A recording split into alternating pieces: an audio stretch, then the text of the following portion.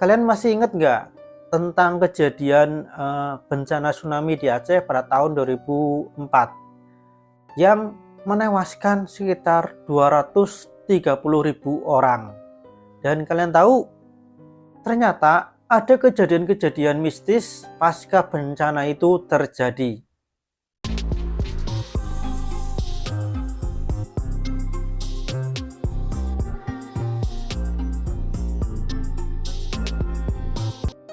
Gue mau cerita tentang sesuatu yang sampai sekarang itu masih bikin gue merinding tiap kali gue inget. Ini bukan cerita orang lain, ini pengalaman gue sendiri pas gue masih kecil. Gue adalah salah satu penyintas dari tragedi tsunami Aceh pada tahun 2004. Itulah yang dikatakan oleh Anwar, nama samaran ya. Dan bersama gue Agi, mari kita simak ceritanya.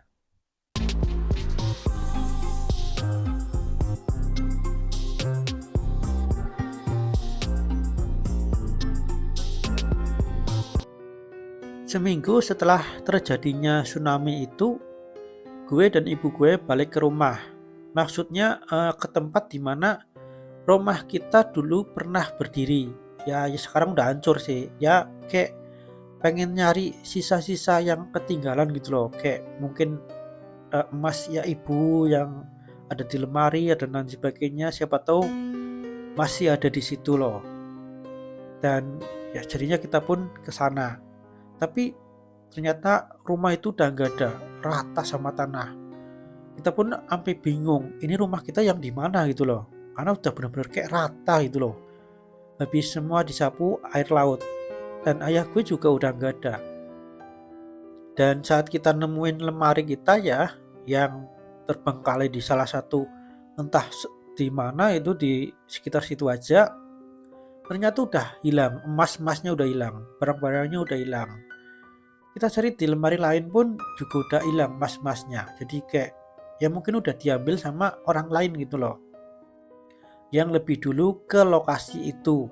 Karena emang udah seminggu ya, jadi emang ya wajar kalau udah ada yang duluan ke situ dan ambil emas-emas yang ada di lemari-lemari rumah warga yang ditinggal gitu aja pasca bencana. Dan mayat-mayat pun masih banyak yang belum dievakuasi ya, dan bapak gue pun eh, masih dicari mayatnya belum ketemu.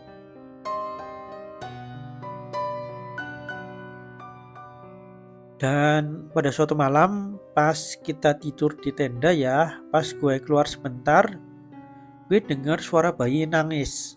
Suaranya tuh pilu banget, kasihan banget.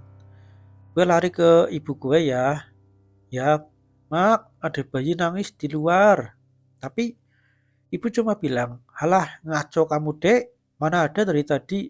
Ibu juga nggak denger tuh ada bayi nangis. Gue mikir, kok ibu gue cuek banget ya? Mungkin atau cuma gue emang benar-benar cuma halu doang, tapi malam berikutnya suara itu muncul lagi dan kali ini ibu gue juga dengar.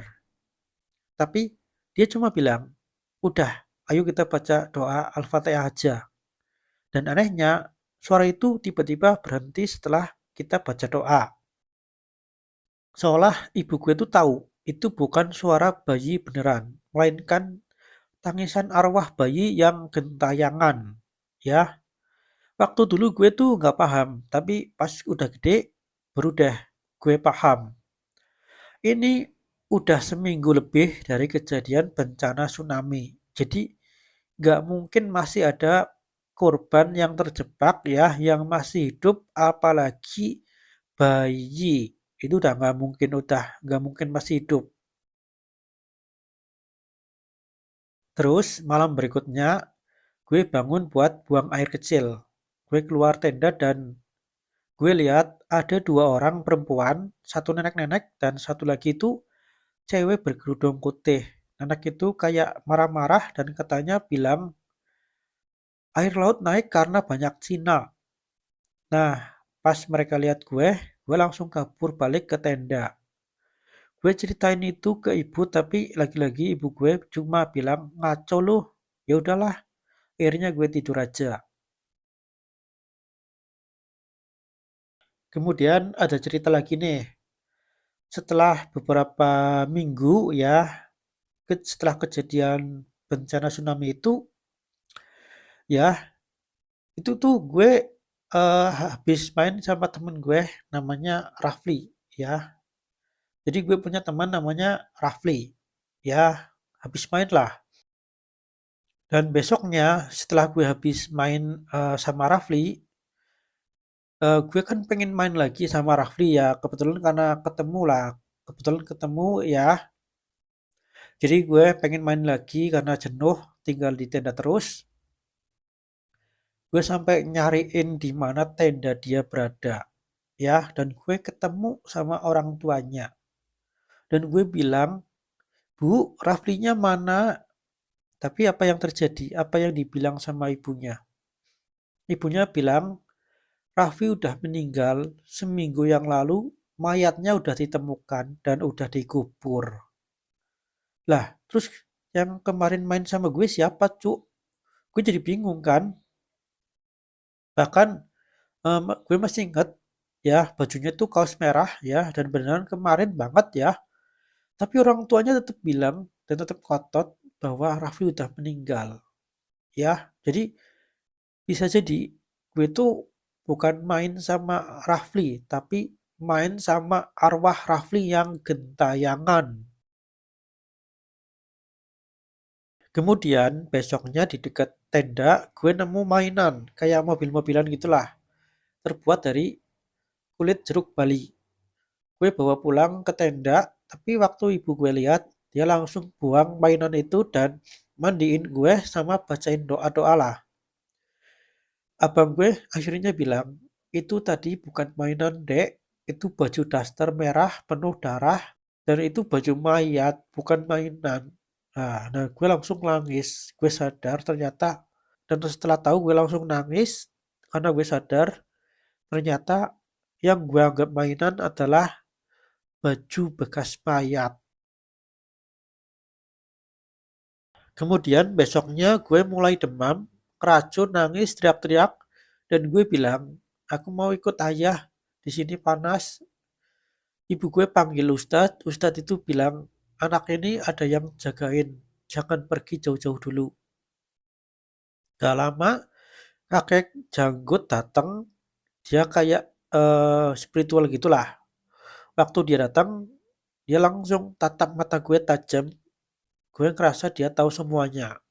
Malamnya, dia jagain di luar tenda dan gue lihat dia ngomong, tapi bukan sama siapa-siapa, kayak ngomong sendirian aja lah.